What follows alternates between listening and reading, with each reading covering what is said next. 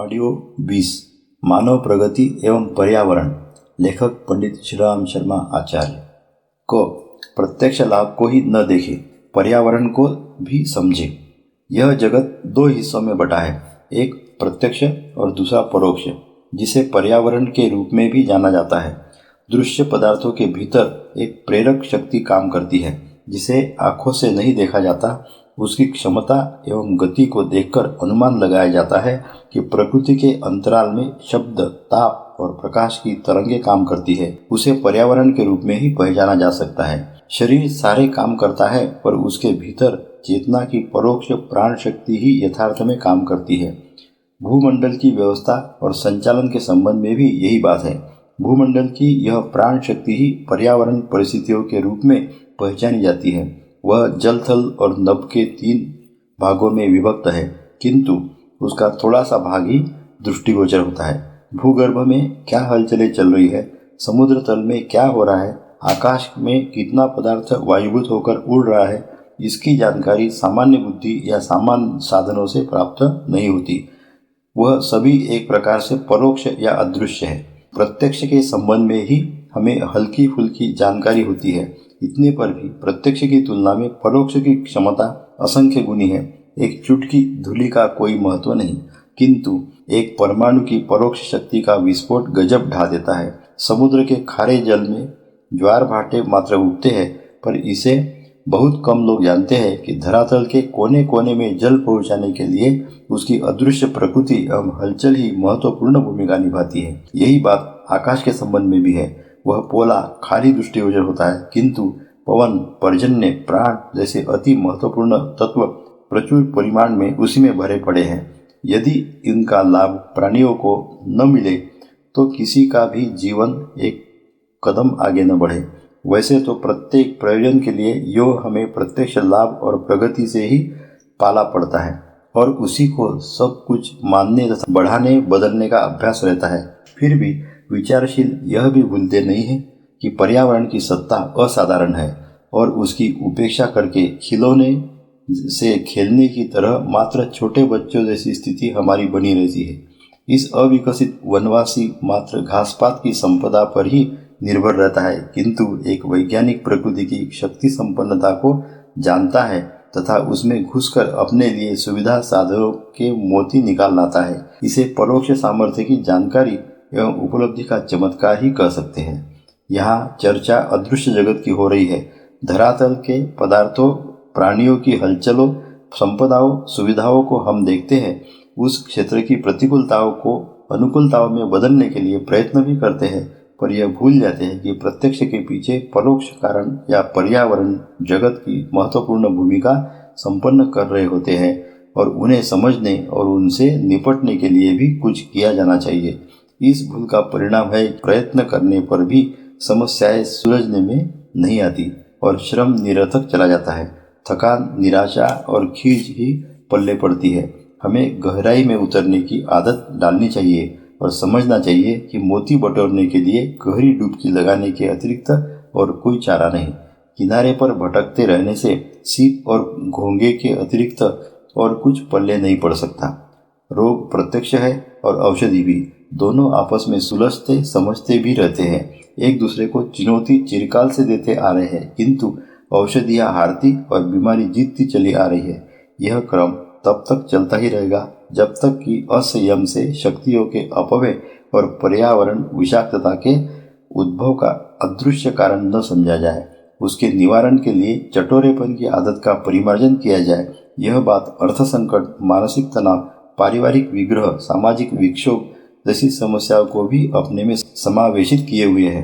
मनोस्थिति बदलने से परिस्थिति बदलती है। इस सूत्र की जब तक उपेक्षा होती रहेगी, झंझट, संकट, अभाव एवं विग्रह अपने स्थान पर यथावत जड़ जमाए रहेंगे, हटने का नाम नहीं लेंगे। इन दिनों प्रत्यक्ष जगत में वैयक्तिक एवं सामाजिक जीवन में पतन पराभव का माहौल है। पिछले दिनों आर्थिक, बौद्धिक एवं वैज्ञानिक क्षेत्र में असाधारण प्रगति हुई है। उस आधार पर सुविधा साधनों की इतनी अभिवृद्धि हुई है कि सृष्टि के इतिहास में अद्यावधि कभी भी नहीं हुई। इतने पर भी व्यक्ति हर दृष्टि से घटता और घुटता जा रहा है। समाज का कोई क्षेत्र ऐसा नहीं जिसमें गतिरोध न अड़ गए हो, संकटों के चक्रवात न मचल रहे हो। मिलजुल कर समाधान खोजने की प्रवृत्ति को तिलांजलि दी जा रही है। आस्तीनें ऊंची करने, ताल ठोकने, घूसा दिखाने के अतिरिक्त और किसी को कुछ सूझता ही नहीं।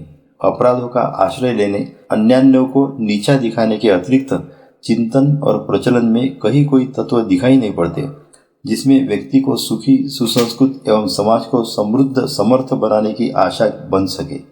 बुद्धिमानों की कमी नहीं, मूर्धन्य प्रतिभा भी हर क्षेत्र में विद्यमान और सक्रिय है।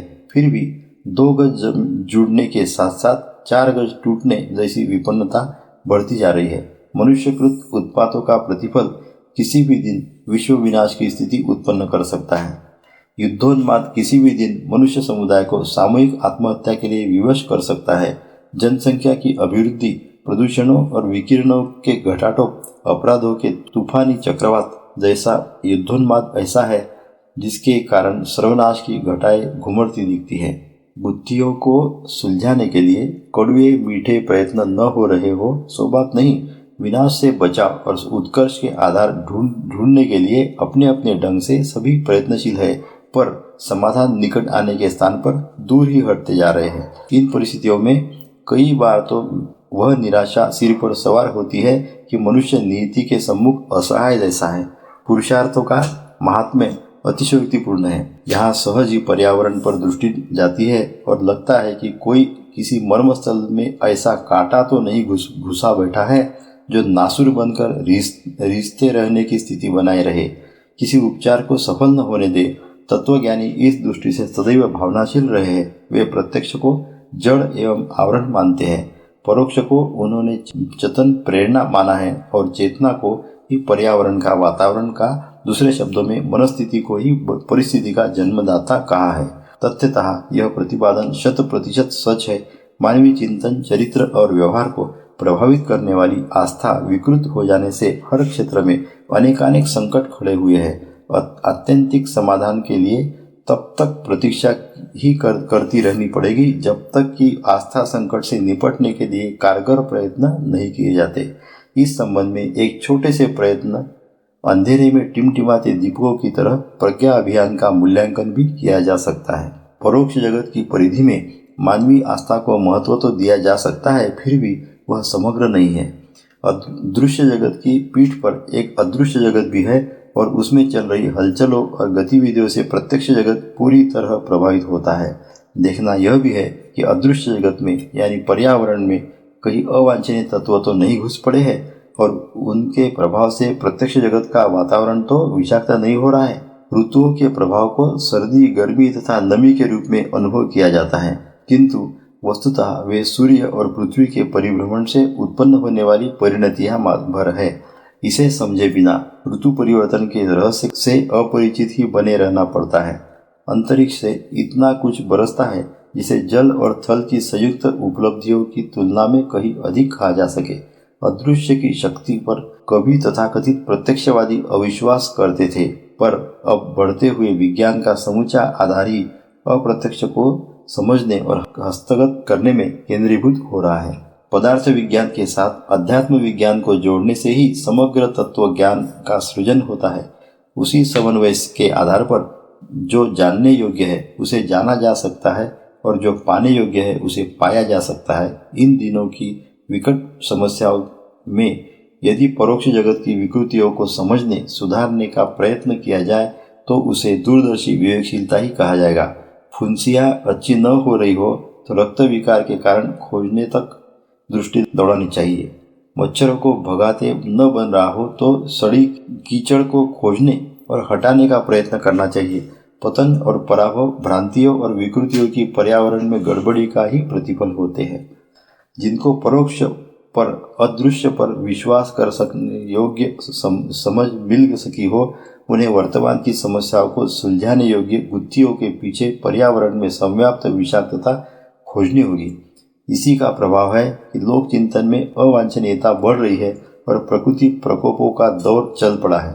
वर्षा होती है तो धरती पर हरी चादर बिछती है, जल जंगल एक होते हैं। सर्दी की पतझड़ और गर्मी की जलन का सामना करते समय उसका कारण अदृश्य में ही खोजना पड़ता है।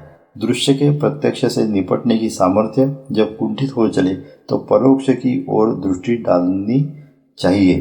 रिश्ते नासुर के मूल में घुसे हुए कांटे को कुरेदना चाहिए। कठपुतली स्वयं कहाँ नाचती है, उनसे कौतूहल कराने में बाजीगर की उंगलियां ही चमत्कार दिखाती रहती है। इन दिनों प्रकृति प्रकोप एवं पतन पराभव विनाश विग्रह के पीछे अदृश्य जगत की स्थिति को समझने का प्रयत्न होना चाहिए। साथ ही उसे सुधारने संतुलित करने का भी व्यक्ति का स्तर और सृष्टि का भविष्य जिस प्रकार चिंतनीय बनता जा रहा है, उसे महामारी प्रवाह की तरह किसी अदृश्य विश्ववमन का परिणाम समझा जा सकता है। अच्छा हो प्रगति को ही सब कुछ न समझकर पर्यावरण की ओर भी दृष्टि दौड़ाई जाए और उस क्षेत्र में संव्याप्त अशुभ से निपटने तथा शुभ का परिपोषण करने के लिए उपाय सोचे और प्रयास किए जाए। न सुलझने वाली गुत्थियों को सुलझाने के लिए हमारा ध्यान परोक्ष की ओर मुड़े और अदृश्य के संतुलन का प्रयास चले तो उसे यथार्थ का अवलंबन ही कहा जाएगा।